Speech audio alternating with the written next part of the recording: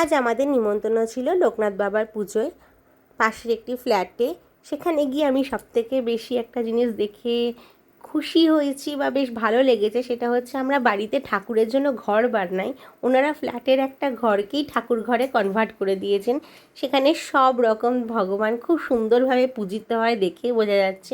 এখানে লোকনাথ বাবার একটি খুব সুন্দর মূর্তি রয়েছে, তাছাড়া অন্নপূর্ণা মা, মহাদেব, গোপাল, জগন্নাথ, বলরাম, সুভদ্রা আর শালকিয়ার যে বড় মা শীতলা মায়ের যে মূর্তি, তারই প্রতিরূপে একটি খুব সুন্দর মূর্তি ওনাদের ঘরে রয়েছে। দেখে আমার খুব ভাল লেগেছে। পুজো খুবই সুন্দরভাবে এখানে হয়, দেখেই বোঝা যাচ্ছে। তো সবাই মোটামুটি চলে এসেছিলো, আমিও এসে ঠাকুর ঘরে সুন্দর করে ভিডিও করে নিয়ে তারপর আমরা সবাই মিলে চলে গেছিলাম ছাদে, যেখানে খাওয়া দাওয়া হচ্ছিল।